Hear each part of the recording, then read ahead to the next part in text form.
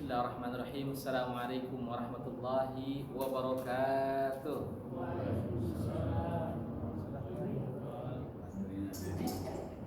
Alhamdulillah. Salatu wassalamu ala Rasulillah Sayyidina Muhammad ibn Abdullah wa ala alihi wa sahbihi wa wala ma ba'd. Asyhadu an la ilaha illallah wahdahu la syarika lah wa asyhadu anna sayyidina wa nabiyyana Muhammadan abdullahi wa rasuluhu la nabiyya ba'dah. Allahumma salli wa sallim ala sayyidina Muhammadin miftahi babi rahmatillah adada ma fi ilmillah salatan wa salaman daimaini bidawami mulkillah wa ala alihi wa sahbihi adada kulli. Subhanaka la ilma lana illa ma 'allamtana innaka antal alimul hakim wa tub 'alaina innaka antat tawwabur rahim. Wala haula wala quwwata illa billahil aliyil azim. Tema malam ini sangat menarik, akrab dengan kehidupan kita sehari-hari. Maka mudah-mudahan kehadiran kita malam ini mampu memberikan kita kekuatan secara spiritual, sehingga betapa hebatnya masalah menggempur kita, kita sudah punya ilmunya. Betapapun masalah merundung kita, tapi kita sudah punya tamengnya. Setidaknya kita mendapatkan pencerahan apa sebenarnya yang harus kita lakukan ketika kita berada di kubang masalah yang kita sendiri tidak tahu harus seperti apa dan bagaimana. Allah Subhanahu wa ta'ala menciptakan dunia ini dengan kemahasempurnaan Allah. Tidak mungkin manusia hidup di dunia ini tanpa diberikan petunjuk. Mustahil bagi Allah kita hanya diciptakan terus ditinggalkan. Apalagi kita diberikan kemuliaan dengan beriman kepada Allah Subhanahu wa ta'ala, maka seharusnya tidak menemukan masalah yang berarti kalau kita memiliki keimanan yang sangat kuat. Salawat beriring salam bersama-sama kita haturkan kepada junjungan Allah baginda Rasul Muhammad sallallahu alaihi wasallam, kepada keluarganya, sahabatnya, kerabatnya, para pencintanya senantiasa hidup di sunnahnya. Semoga Allah Subhanahu wa ta'ala masukkan kita ke dalam naungannya di dunia wal akhirah. Amin ya rabbal alamin.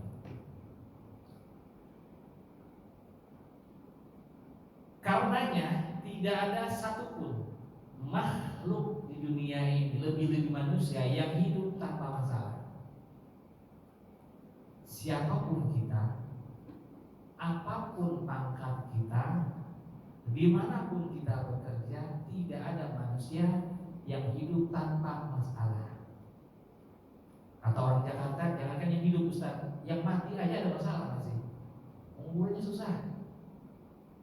Kalau masih hidup berarti kita harus menghadapi masalah-masalah di sekeliling kita. Jangan sampai kita orang yang beriman, yang sudah diberikan petunjuk dengan petunjuk yang sejelas-jelasnya, sejernih-jernihnya, seterang-terangnya, kita ketika dihadapkan dengan masalah justru kitanya potong kompas, keluar rel, melakukan sesuatu yang menganggap diri kita ini benar, tapi padahal di hadapan Allah salah, keliru, dan naudzubillah ada orang yang bahkan murtad hanya gara-gara tidak kuat menghadapi masalah. Kita sama tahu di negara maju seperti Jepang banyak sekali orang yang bunuh diri. Kurang hebat, kurang pintar, kurang iman pasti. Kita orang-orang yang beriman kepada Allah, mustahil kita kehilangan arah. Selagi kita masih diberikan keimanan oleh Allah, secerca harapan itu ada. Kadang hidup itu memang tidak selalu berpihak pada keinginan kita, karena begitulah hidup. Siapapun antum, gak mungkin dunia ini berjalan seperti yang antum inginkan. Bahkan antum raja sekalipun tidak Siapa yang mengira itu Fir'aun paling berkuasa, gak pernah sakit, kaya raya, mendengar bisikan orang-orang terdekatnya bahwasanya orang yang membunuh adalah laki-laki dari kaummu, maka diperintahkan semua yang lahir harus dibunuh. Dia melihara sendiri orang yang akan menghancurkan dia nanti. Gak ada yang bisa.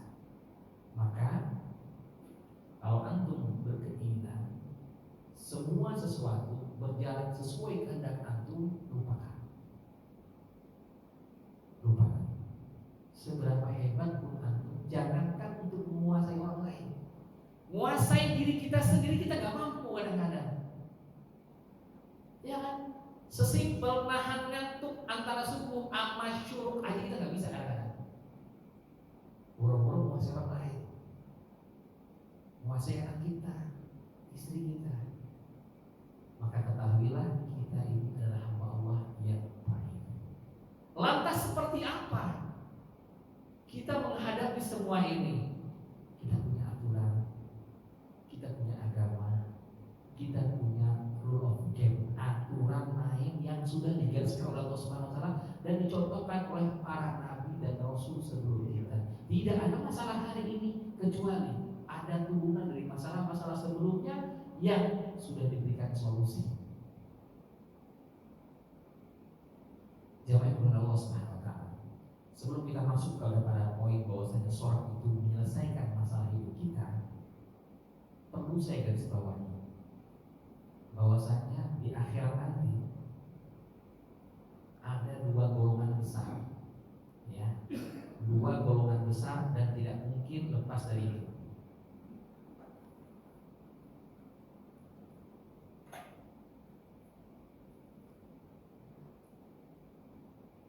Namanya ahlul badan, yang kedua ahlul afiyah.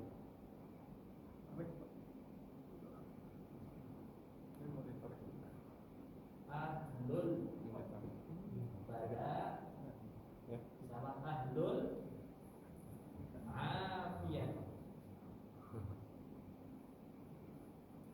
Ada ahlul badan, ada ahlul afiyah. Gak mungkin lepas dari dua golongan ini. Ahlul bala adalah orang-orang dibangkitkan dari hari kiamat, ternyata hidup dunianya sumpah punya masalah terus. Baru menyelesaikan masalah dirinya sendiri dengan kepalanya yang vertigo, belum selesai, anaknya belum mari, belum selesai, istrinya lagi belanjanya kurang, istrinya dicukupkan, sekolah anaknya lagi yang belum, dan begitu terus. Itu ahlul badan. Ternyata semasa hidupnya dipenuhi dengan masalah demi masalah. Selalu ada masalah yang harus diselesaikan. Yang kedua ahlul afiyah. Hidupnya lempeng dari lahir sampai meninggal, ada masalah sedikit, tapi bagi dirinya bukan masalah. Dari lahir udah tajir melintir.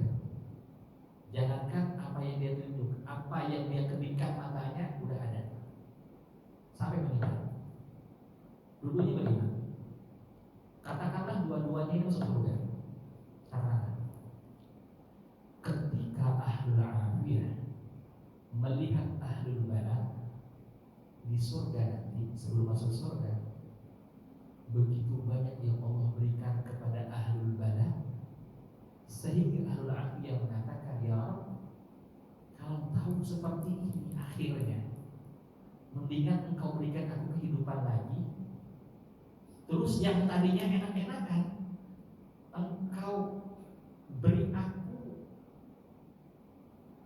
sisir dari besi, kemudian engkau cabik-cabik badanku sehingga aku merasakan kesakitan di dunia untuk mendapatkan kenikmatan yang luar biasa. Intinya, orang yang hidupnya tenang-tenang di dunia belum tentu nanti mendapatkan hal yang jauh lebih besar dari orang yang susah di dunia. Sebaliknya, kalau saat ini kita diberikan Allah ujian, ya, bertahan. Kadang kita saking banyaknya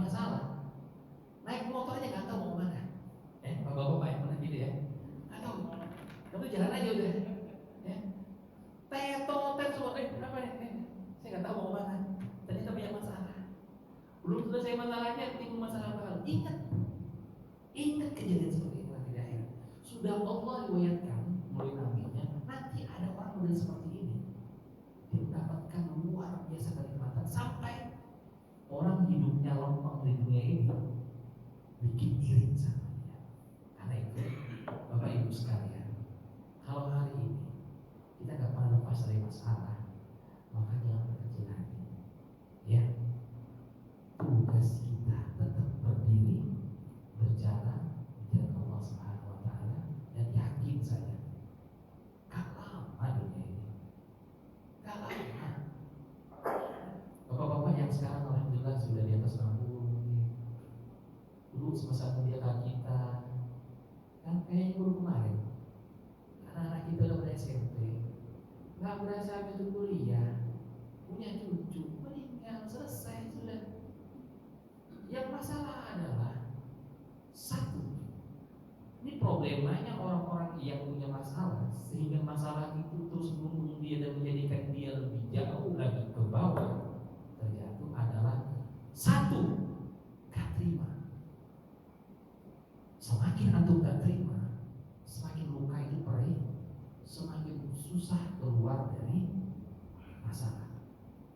Dua, setelah gak terima, mengeluh.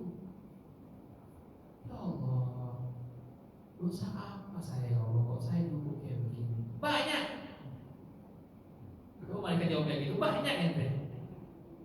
Banyak. Coba setiap dosa yang langsung disiksa dunia kayak itu. Yang ketiga, ini kita ini selalu fokus sama yang belum kita miliki, itu aja. Fokus sama yang belum kita miliki. Yang udah kita miliki itu kelewat banyak. Kelewat banyak. Saya minta data deh, misalnya sehari semalam kita berapa kali bernafas? 1.000, 2.000. Oh, tapi 10.000 aja saya nafas. Ayo deh, 10.000 saya nafas. Berapa sehari? Yang harus kita bayar. Bukan nikmat. Nikmat. Itu berasa kalau nikmat kalau itu berada oksigen nanti. Ya Allah. Hari-hari kita tadi dikasih sehat, kita sia-siakan. Kadang-kadang ada mengaji dalam malam, dia main, nonton, bola, sinetron, gosip, itu tetap gosip. Ini yang tidak menghargai nafas yang sudah dikasih gratis sama Allah. Udah dikasih gratis sama Allah, dia biarkan berapa kali dia bernafas, ternyata digunakan untuk selain. Alhamdulillah ini. Jadi dalam kehidupan kita, apalagi kehidupan yang modern ini, masalahnya lebih variatif lagi. Semakin hidup kita lebih mudah, semakin masalahnya juga semakin bervariasi. Kita nggak dengar itu orang-orang zaman dulu punya vertigo, nggak punya. Alzheimer, nggak pernah. Nenek kita dulu, saya punya nenek almarhumah itu lebih dari 100 tahun usianya, 112 tahun mungkin meninggal. Ubatnya ketika wafat lebih banyak ubat saya sekarang. Ya. Kita kalau nggak larang dia, tiap waktu ke masjid. Pernah jatuh sekali jadi kita larang soalnya di rumah aja. Itu semakin orang dekat sama Allah, jauh dari macam-macam dan penyakitnya. Kalau suruh cerita, masih ingat ya tahun 60, tahun 50, ingat. Ini kita kepala 4 aja nyebut nama anak, saya lupa. Hah? Nama anak kita lupa. Gimana kalau jadi Anas bin Malik? Anas bin Malik itu punya anak cucu 120. 120. Itu maksudnya gimana itu? Atau baru hari ini lihat Gen Halilintar, itu udah ada, sebenarnya gimana dulu itu udah ada. Jadi semakin kesini manusia itu semakin kompleks hidupnya, tapi jangan khawatir. Allah tidak akan pernah membiarkan kita. Allah selalu hadirkan kepada kita kunci jalan untuk menyelesaikan itu semua. Malam ini kita fokusnya di dalam sholat. Kenapa? Karena di dalam sholat itu semua yang antum inginkan dan butuhkan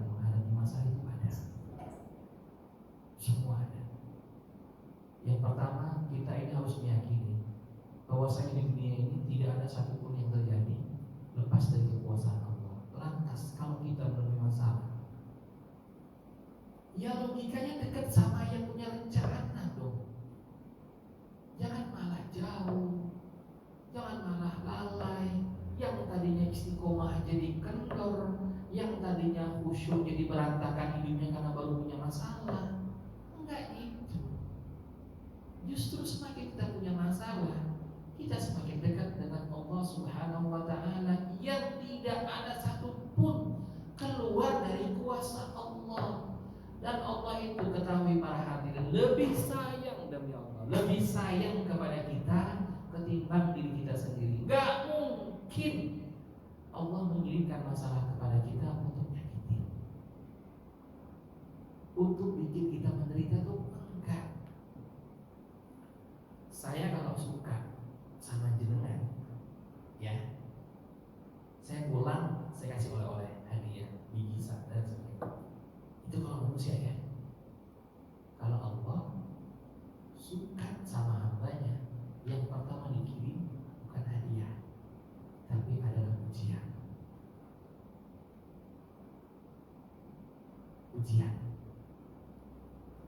Coba untuk flashback yang hadir di sini. Dari dulu nggak pernah istiqomah, mulai istiqomah ke masjid. Apa yang pertama kali kita dapatkan? Waktu kita rajin nih, ngaji, sholat malam, ibadah, lagi pengen banget ibadah, lagi istiqomah banget.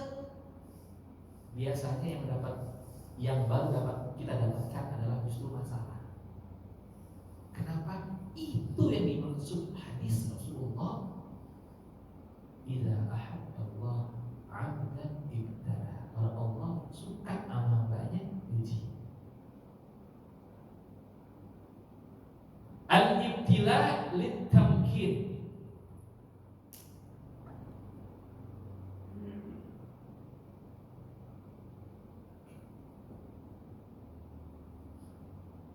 Litamkin.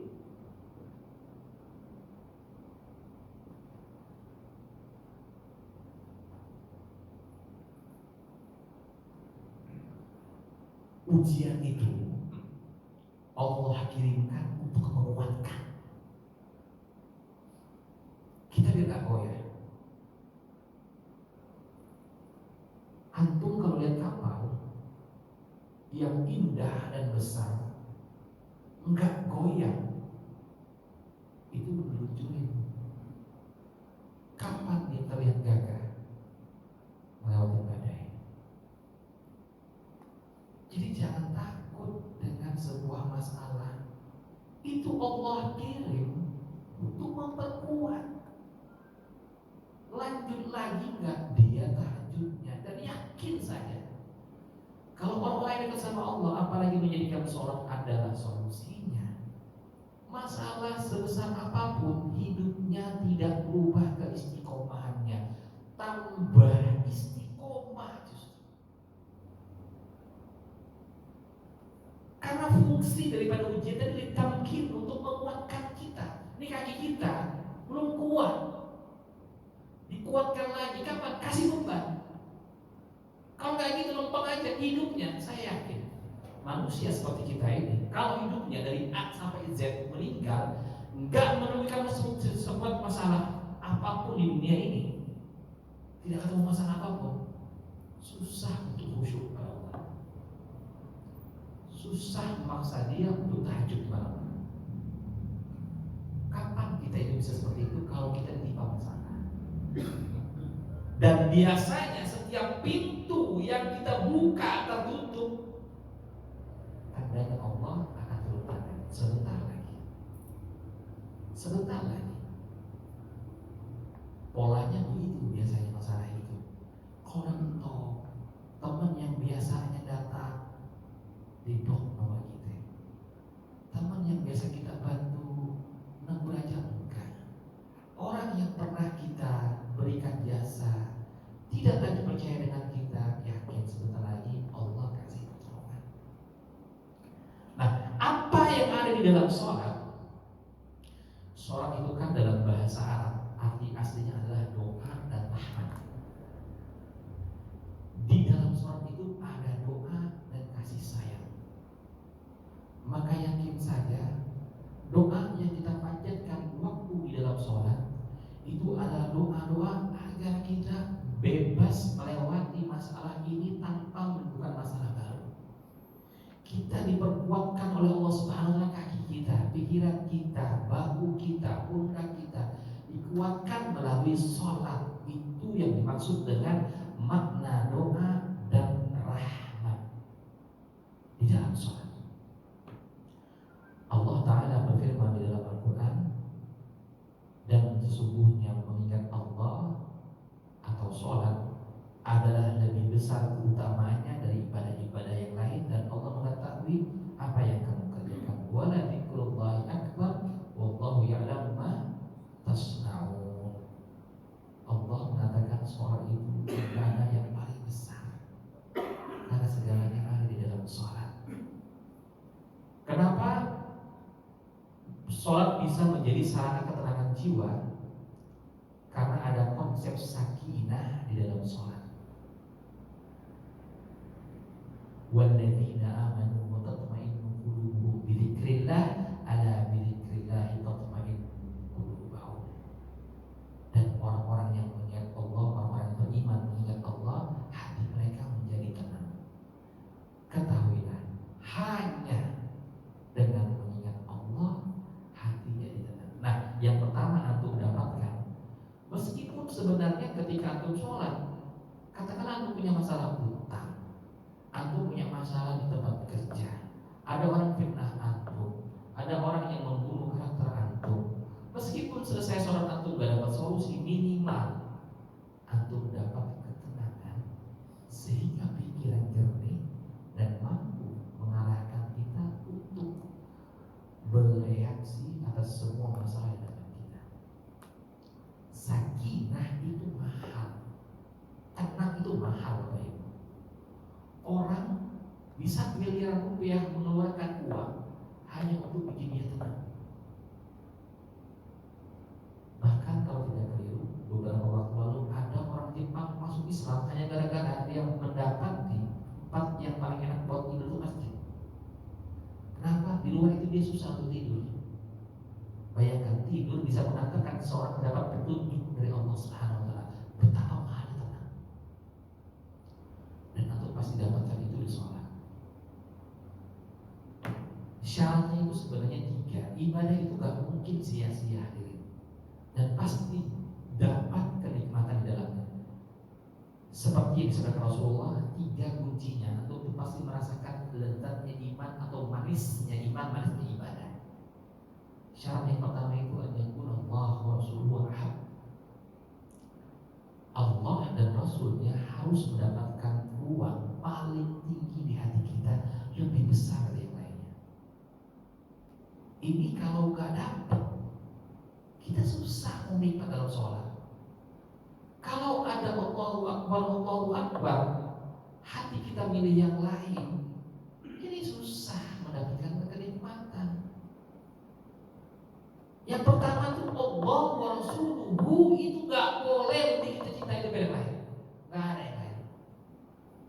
Bahkan dari diri kita sendiri, istri kita, anak-anak kita, keluarga kita, teman kita, bos kita, pimpinan kita, dan sebagainya. Tidak boleh lebih tinggi cinta kita lebih cinta Allah Subhanahu wa taala dan juga kepada Rasulullah sallallahu alaihi wasallam. Implementasi seperti apa? Lihat bagaimana kita dan peraturan Allah. Kalau hati kita masih punya pilihan lain, kita jangan berharap bisa menikmati ibadah. Itu yang pertama. Yang kedua, kalau kita mencintai seorang, respect sama orang, harus berlandaskan cinta kita kepada Allah dan Rasulullah. Kenapa? Saya respect sama Pak Sugeng, sama hadirin di sini atas dasar kecintaan saya kepada Allah dan Rasulnya. Itu yang mendasari kita respect sama orang, bukan karena di atasan kita saja. Islam tidak melarang itu, tapi harus berdasarkan Allah dan Rasulnya. Kita berteman nih karena dia yang bisa nuntun kita, yang ingatkan kita riba itu haram, zina itu gak boleh, bohong itu gak boleh, nipu itu keliru. Ini orang-orang yang seperti ini. Kalau kita respect sama orang ini karena Allah dan Rasulnya, kita bersiap diri untuk mendapatkan kenikmatan beribadah. Yang ketiga, dan ini yang sulit, kita bertekad dalam hati untuk tidak kembali kepada kemaksiatan yang sama seperti kita takut jatuh dalam jurang. Kita nih manusia biasa, pasti salah, pasti dosa. Tapi tekad kita untuk tidak kembali, kalau itu tekad yang luar biasa, itu berarti kita sudah dipersiapkan untuk menikmati lezatnya ibadah. Sholat itu nikmat hadirin, zikir itu nikmat hadirin, tilawatul Quran itu nikmat luar biasa. Kalau belum kita dapatkan, dan udah 50 tahun hidup di dunia ini, 60 tahun kita beriman kepada Allah, untuk nikmati ini, 3 penting hal ini, hal yang penting ini harus kita periksa. Jangan-jangan kita belum menempatkan Allah dan Rasulnya di kelas nomor 1 ya kita. Jangan-jangan kita mencintai orang, respect sama orang bukan karena Allah dan Rasulnya. Jangan-jangan masih ada di hati kita walaupun kita udah bertobat. Nih kalau ada kesempatan barangkali saya bisa balik lagi nih. Kalau masih ada seperti itu, jangan mimpi bisa khusyuk, bisa enak zikir ibadahnya.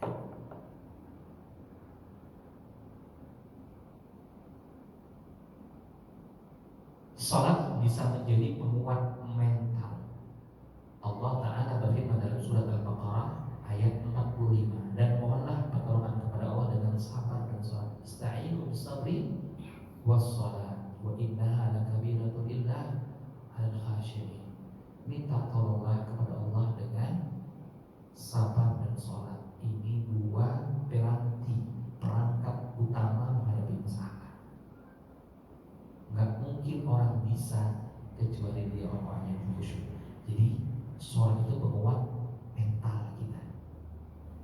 Gak ada orang yang bermasalah dengan mental healthy-nya kalau menjaga sholat 5 waktu tepat, cepat di hadapan Allah Subhanahu Wa Taala, berebut bisa pertama, dan kalau bisa jangan sampai masbuk. Antum luar biasa, mentalnya pasti bagus. Kemudian hadis dari Rasulullah SAW diriwayatkan Anas bin Malik radhiyallahu taala anhu, Rasulullah bersabda, dan dijadikan kesenangan hatiku di dalam salat, wa ju'ilat qurratu aini fis shalah.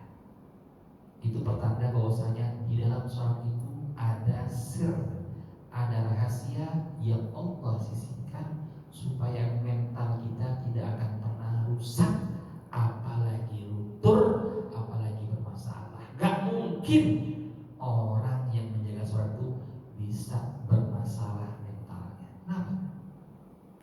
Udah ada dalilnya, sudah terbukti. Orang yang jaga sholat gak mungkin dihinggapi masalah mental.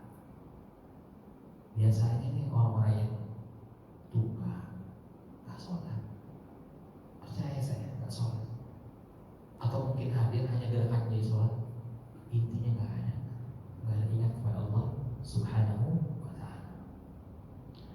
Dari aspek fisik saja, gerakan sholat itu sebagai relaksasi sebenarnya. Kalau antum perhatikan, ruku, sujud, dan gerakan yang diulang secara rutin itu akan melancarkan sirkulasi darah, peredaran darah lancar. Ya, antum rukunya kalau benar, sujudnya kalau benar, nanti kita akan masuk pertemuan yang akan datang fikihnya nanti gimana rukun sholat yang itu. Jangan sampai kita sholat ternyata tidak sholat karena tidak memenuhi rukun-rukunnya. Jadi yang pertama, penguat mental sudah ada di dalam sholat. Kemudian aspek fisiknya juga ini akan mendukung kita lebih rileks. Ada relaksasi di situ. Kurang apa coba? Allah Maha sempurna. Kita disuruh sehat mental, sehat fisik. Apalagi ini apalagi? Subuh antum bangunnya tepat. Itu udara tidak ada yang lebih jernih kecuali subuh. Kalau antum hidup udaranya itu sangat jernih dan menyehatkan. Kalau bangunnya aja udah telat, mau berharap sehat dari mana? Mau kesehatan mental dari mana? Masalahnya bertubi-tubi, dia akan jatuh, dia akan tumbang. Berapa orang kita lihat masalah sedikit buka jilbab,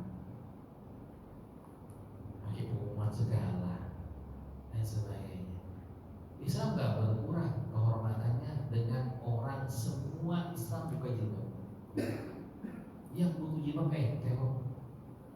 Ya, kita yang butuh, bukan Islam. Dari aspek fisik itu sudah mendukung. Bahkan sebelum antum masuk ke arena sholat, wahana sholat, di wudhu sendiri itu sudah ada perangkat yang menjadikan fisik kita lebih sehat. Kenapa? Karena wudhunya pakai air. Itu media yang luar biasa, merupakan media atau elemen penenang alami. Itu air. Apalagi antum wudhunya sebelum subuh, wah segar. Mandi lagi, luar biasa. Ya, udah sehat lahir batinnya, segar badannya, bugar, fit badannya. Maka Nabi masjidnya Jakarta siap. Kalau malamnya udah begadang, bangunnya udah jam 7, pergi ke Jakarta, macet, berantakan pikirannya, badannya kusut, otaknya nggak teratur, pikirannya kendur. Apa yang dihadapkan dari orang seperti ini? Bangunnya aja, startingnya itu salah, udah kalah kita. Makanya orang Islam nggak boleh sakit, nggak boleh, nggak akan juga insya Allah kalau kita disiplin dengan sholat, menggunakan media air sebagai alat untuk wudhu. Hadis dari Rasulullah SAW, apabila seorang hamba muslim atau berwudu lalu membasuh mukanya, maka keluarlah dari wajahnya setiap dosa yang dilakukan oleh kedua matanya bersama air atau bersama tetesan air yang terakhir. Hadis riwayat Muslim. Luar biasa. Sebelum sholat kita sudah dibersihkan dulu secara fisik dan juga secara psikis.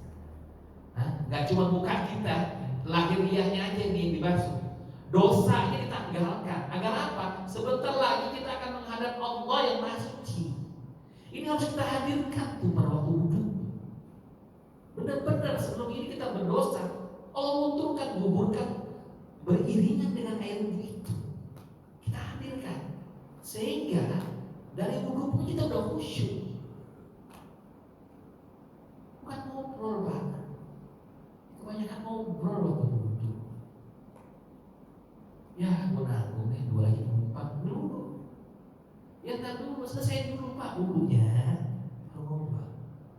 Maka yang akan makruh kalau kita wudhu sambil bicara, selesaikan dulu. Karena apa? Itu bagian daripada khusyuknya sholat nanti. Dari wudhu itu kita sudah dituntut untuk khusyuk dan menjalankan semua tata tertib, baik itu adab-adabnya maupun ruku dan syaratnya. Kemudian aspek psikologis, zikir dan baca dalam Al-Quran itu adalah obat. Allah Ta'ala berfirman dalam surat Al-Hijr ayat 87, dan sesungguhnya kami telah berikan kepadamu 7 ayat yang dibaca berulang-ulang dalam Al-Quran yang agung. Walaqad atainaka sab'al mathani minal Quran. Sab'al mathani minal Quran azim. Kami telah datangkan kepadamu 7 ayat. Apa maksud itu ayat ini? Maksudnya kata ulama adalah Al-Fatihah. Makanya ulama sampai mengatakan, kok bisa Al-Fatihah dikatakan 7 ayat ini? Karena Bismillah termasuk dari surat Al-Fatihah. Yang nggak mengatakan itu berarti 6. Bismillahnya nggak dibaca. Ya, madhab yang lain, Maliki, itu bukan nggak dibaca Bismillahnya. Bismillahnya dibaca tapi pelan, tetap dibaca. Kan itu sab'ul masani. Itu ada 7 ayat yang diulang-ulang dan itu merupakan obat. Al-Fatihah itu. Kalau kita ulang-ulang dalam sholat, itu akan mendatangkan obat tersendiri dalam psikis kita. Nge-refresh kembali, restart kembali. Otak kita yang tadinya keruh jadi jernih. Harusnya kalau kita memahami mana-mana dalam Quran. Kemudian zikir di dalam sholat dan juga dalam setelah sholat juga menenangkan jiwa kita. Kita akan bahas nanti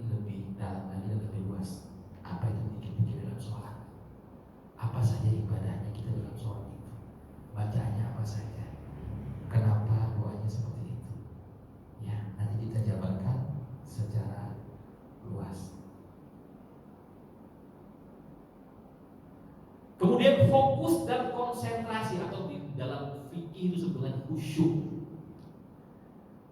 mengalihkan perhatian dari masalah dunia. Setidaknya nih, antum itu hanya dua pilihannya.